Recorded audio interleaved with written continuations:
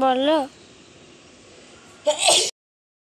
Hi everyone, welcome back to my channel. তো এই যে বন্ধুরা দেখতে পাচ্ছ, আমি কাঁঠাল থেকে বীজগুলো বের করে নিচ্ছি।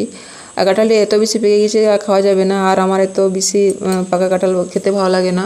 তো এই কাঁঠালটি বাড়ি থেকে আনা হয়েছিল, তো এত বেশি পেকে গিয়েছিলো, আনতে আনতে ফেটে গিয়েছে। তো বীজগুলো এখন ধুয়ে নিচ্ছি, রোদে রেখে দেবো। আজকে এটা রান্না করব না, কালকে দিকে রান্না করব। আর এটাকে এখনই ফেলে দিতে হবে, এখানে বেশিক্ষণ রাখলে প্রচুর মাছি আসবে। আর কাঁঠালের গন্ধ এমন একটি গন্ধ, যেখানে পাকা কাঁঠালের গন্ধ হবে সেখানে মাছি আসবে। যত রাজ্যের মাছি থাকবে, ছোট বড় সব মাছি চলে আসবে। তো সেই জন্য কাঁঠালটির বীজ আগে বাইরে বের করে নিয়েছি, ঘরে ঢুকায়নি। আর এখন ঘরে চলে এসেছি, এই ছেলের কাজ করে দিচ্ছি। তো অনেক বেশি কাজ দিয়েছে আজকে, আমি প্রশ্নগুলো শুধু তুলে দিচ্ছি। আর অনেকগুলো কাজ না, ওর হাত ব্যথা হয়ে যাচ্ছে। আর এদিকে ঘরের কাজগুলোও হচ্ছে, কিন্তু এগুলো ভিডিওতে আর দেখাচ্ছি না, কারণ প্রতিদিন একই রকম কাজ। ঘরের কাজ তো একই রকমের কাজ, রান্না বান্না করা, বিছানা বিছানা সব এই সবই কাজ। তো আমি সবসময় চেষ্টা করি নতুন কিছু দেখানোর, কিন্তু ঘরের মধ্যে সেরকম কি আর দেখাবো নতুন কিছু। আর আমি মনে করি যারা এই ভিডিওটা দেখবে প্রতিদিন একই রকম কাজ, তাদের তো দেখতে বোরিং লাগবে না, সেই জন্য বাড়ির কাজবাজগুলো আর দেখাচ্ছি না।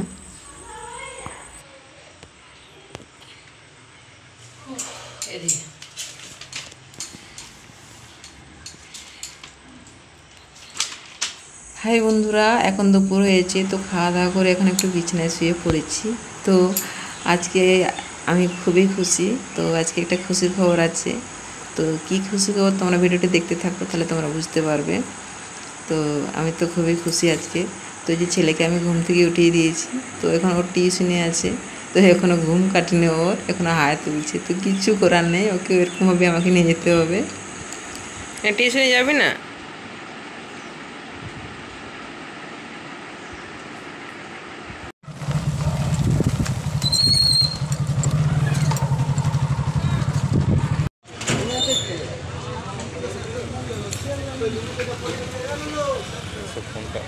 তো এই যে এখানে চলে এসেছি। তো এখানে এত ভিড়, তো ভিতরে ঢুকতেই পারছি না, দোকানটা ছোট আছে আর শুধু ছেলেটাই ভিড় করেছে।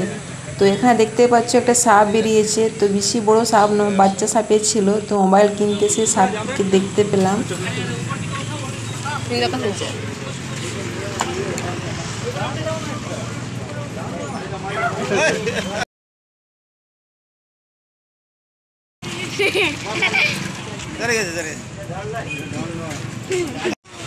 তো বাইরে অনেকক্ষণ ধরে বসে আছি, বসে বসে বোর হয়ে গেলাম। তো কি আর করব, মা ছেলে মিলে একটা চকলেট খাচ্ছি, দেখি কখন লাইন পায়।